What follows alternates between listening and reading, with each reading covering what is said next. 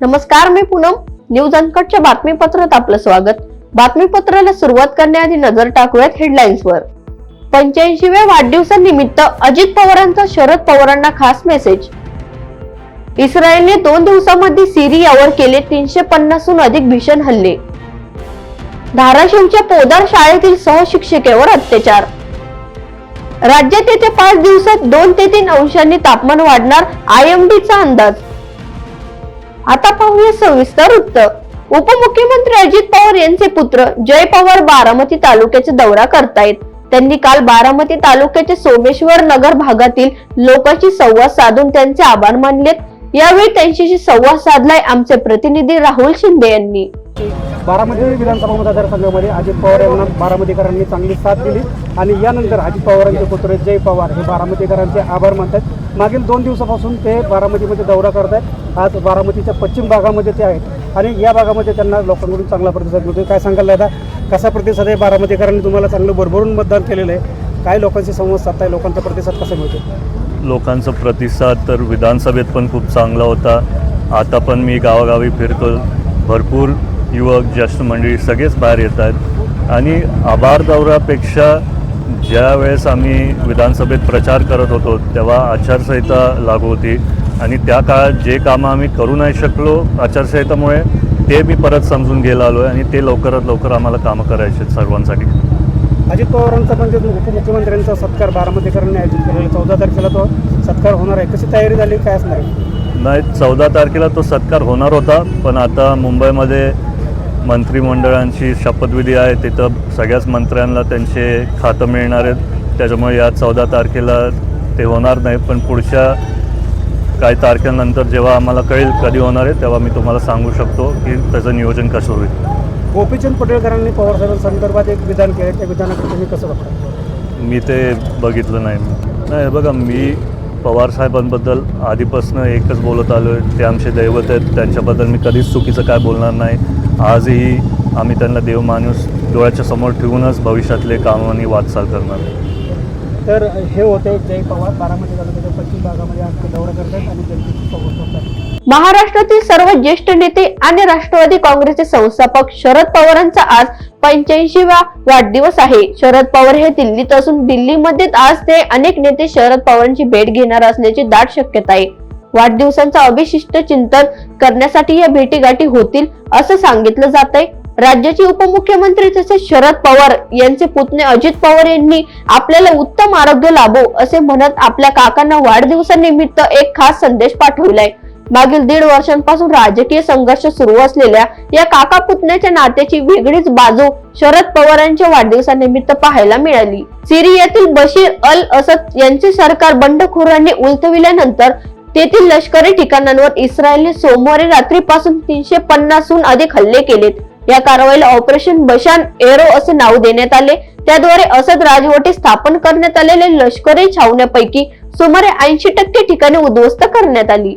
मुख्यमंत्री युवक कार्य प्रशिक्षण योजनेचा कार्यकाळ पूर्ण झाल्यानंतर प्रशिक्षणार्थी पुन्हा 11 महिने प्रशिक्षण कार्यकाळ वाढवून देण्याची मागणी प्रशिक्षणार्थीकडून देण्यात आली आहे.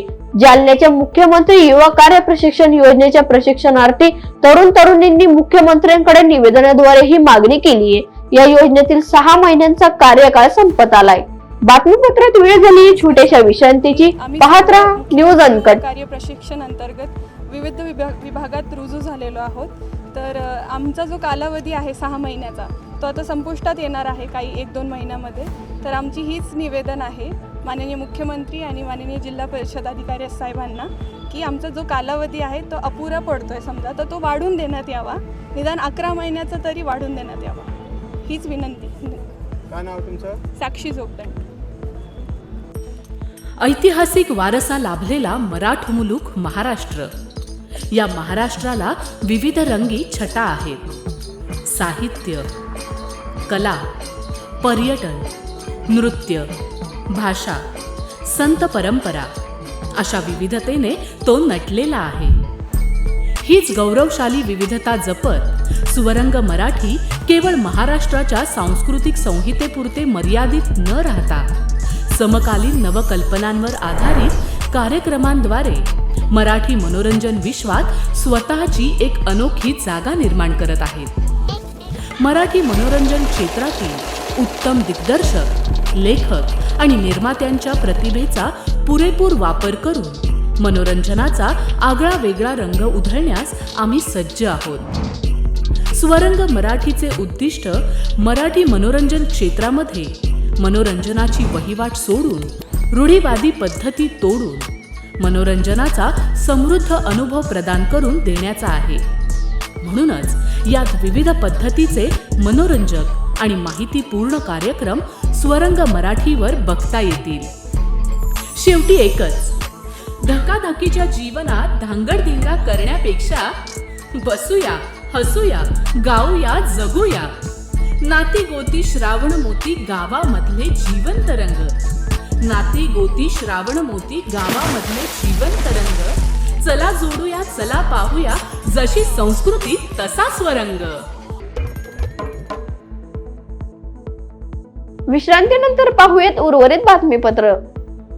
धाराशिव शहरातील पोदार इंटरनॅशनल स्कूलमध्ये शाळेतील शिक्षकाकडून सहशिक्षिकेवर आमिष दाखवत अत्याचार केल्याची घटना घडली आहे. या प्रकरणी पोलिसात गुन्हा दाखल झाल्यानंतर शिक्षकाला निलंबित करण्यात आले. मात्र या घटनेनंतर शाळेत शिकणाऱ्या विद्यार्थ्यांचे पालक आक्रमक झाले असून पालकांनी शाळेच्या गेट समोर ठिय्या आंदोलन घालत गोंधळ घातला. या घटनेत केवळ शिक्षक जबाबदार नसून प्राचार्य देखील जबाबदार असून त्यांच्यावर देखील कारवाई करावी अशी मागणी पालकांनी केली आहे. भंडारा जिल्ह्यातील तुमसर तालुक्यातील सीता सावंगी परिसरात रात्री एका वाघाने गोठ्यातील गायीचा फडशा पाडला तर दुसरी गाय जखमी झाली आहे. या घटनेमुळे पशुपालकांसह नागरिकांमध्ये दहशतीचं वातावरण पसरले. ही घटना उघडकीस येताच नाका डोंगरी विभागातील वनरक्षक अशोक मेश्राम यांनी सहकाऱ्यांसह घटनास्थळी जाऊन घटनेचा पंचनामा केला. सदर घटनेत पशुपालकांचे मोठे नुकसान झाले असून वन विभागाने वाघाला जेरबंद करावे अशी मागणी करण्यात आली. छेडछाडीला कंटाळून एका महाविद्यालयीन विद्यार्थिनीने आत्महत्या केल्याची घटना जालना जिल्ह्यातल्या अंबडमध्ये घडली आहे. आरोपी सोहम मिंदर हा तिची नेहमी छेड काढत असल्याने या मुलीने पोलिसात तक्रार दिल्यानंतर पोलिसांनी त्याला अटक केली होती. मात्र तो जेलमधून सुटल्यावर अजून त्रास देईल अशी भीती या मुलीला वाटत होती. तणावातून तिने राहत्या घरी गळफास घेत आत्महत्या केली आहे. दरम्यान या प्रकरणी आरोपींना कडक शिक्षा व्हावी यासाठी महाविद्यालयीन विद्यार्थी आणि नागरिकांनी तहसील कार्यालय गाठत निषेध व्यक्त केलाय. परभणी जिल्हाधिकारी कार्यालयासमोर डॉक्टर बाबासाहेब आंबेडकर यांच्या पुतळ्यासमोर असणाऱ्या संविधानाच्या प्रतिकृतीची काच मनोरुग्णाने फोडली आहे. ही माहिती मिळताच परभणी शहरात काही काळ तणावाचे वातावरण पसरले. संतप्त झालेल्या जमावाने पोलिसांसमक्ष या व्यक्तीला अमानुष मारहाण केली आहे. त्यानंतर राज्यभरात या घटनेचे विविध ठिकाणी पडसाद उमटताना दिसून येत आहेत. परळीमध्ये देखील मोठ्या संख्येने एकत्र येत भीमसैनिकांनी या घटनेचा जाहीर निषेध केलाय. बातमीपत्रात वेळ झाली छोट्याशा विश्रांतीची. पाहत रहा न्यूज अनकट. ऐतिहासिक वारसा लाभलेला मराठ मुलूक महाराष्ट्र. या महाराष्ट्राला विविध रंगी छटा आहेत. साहित्य, कला, पर्यटन, नृत्य, भाषा, संत परंपरा अशा विविधतेने तो नटलेला आहे. हीच गौरवशाली विविधता जपत स्वरंग मराठी केवळ महाराष्ट्राच्या सांस्कृतिक संहितेपुरते मर्यादित न राहता समकालीन नवकल्पनांवर आधारित कार्यक्रमांद्वारे मराठी मनोरंजन विश्वात स्वतःची एक अनोखी जागा निर्माण करत आहेत. मराठी मनोरंजन क्षेत्रातील उत्तम दिग्दर्शक, लेखक आणि निर्मात्यांच्या प्रतिभेचा पुरेपूर वापर करून मनोरंजनाचा आगळा वेगळा रंग उधळण्यास आम्ही सज्ज आहोत. स्वरंग मराठीचे उद्दिष्ट मराठी मनोरंजन क्षेत्रामध्ये मनोरंजनाची वहिवाट सोडून, रूढीवादी पद्धती तोडून मनोरंजनाचा समृद्ध अनुभव प्रदान करून देण्याचा आहे. म्हणूनच यात विविध पद्धतीचे मनोरंजक आणि माहितीपूर्ण कार्यक्रम स्वरंग मराठीवर बघता येतील.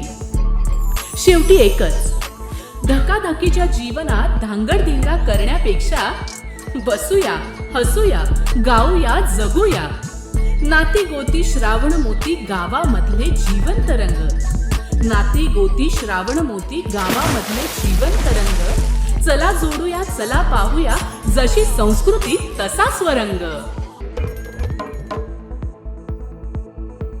विश्रांतीनंतर पाहूयात उर्वरित बातमीपत्र. गोंदिया जिल्ह्यात पदमपूर जिल्हा परिषद शाळेतील शिक्षक दारू पिऊन शाळेत आल्याने या शिक्षकाविरुद्ध आमगाव पोलिसात गुन्हा दाखल करण्यात आलाय. किडी चौरागडे असे या शिक्षकाचे नाव असून या आधीही त्याला दारूबाबत मुख्याध्यापकांनी वारंवार समज दिली होती. मात्र दारू पिऊन परत शाळेत आल्याने शाळा व्यवस्थापन समितीने त्याची तक्रार आमगाव पोलिसात दिली असून शिक्षकावर गुन्हा दाखल झालाय. पिस्टल आणि जिवंत काडतूस विक्री करण्याच्या तयारीत असणाऱ्या एकाला पुणे जिल्ह्यातील इंदापूर पोलिसांनी शेटफळ हवेलीमधून ताब्यात घेतलंय. स्वप्नील नाईक नवरे असं अटक करण्यात आलेल्या व्यक्तीचं नाव असून गोपनीय माहितीच्या आधारे इंदापूर पोलिसांच्या गुन्हे शाखेने ही कामगिरी केली आहे. आरोपीवर गुन्हा दाखल करण्यात आला असून पुढील तपास इंदापूर पोलीस करतायत. राज्यात गेल्या काही दिवसांपासून थंडीचा कडाका चांगलाच वाढलाय. उत्तरेकडील वाऱ्यांमुळे मध्य महाराष्ट्र, मराठवाडा गारठलाय. राज्यात अनेक भागात किमान तापमान 10 अंशाच्या खाली पोहोचले. उत्तर महाराष्ट्रात तर हवामान 4 ते 5 अंशावर पोहोचले होते. मुंबईकरांना 9 वर्षानंतर सर्वात कमी तापमानाची नोंद झाल्यानं हुडहुडी भरली होती. पण आता भारतीय हवामान विभागाच्या प्रादेशिक केंद्राने दिलेल्या अहवालानुसार महाराष्ट्रात आकाश निरभ्र राहणार असून हवामान कोरडेच राहणार आहे. वेळ झाली आहे या बातमीसह या बातमीपत्र तिथेच थांबण्याची. पाहत रहा न्यूज अनकट.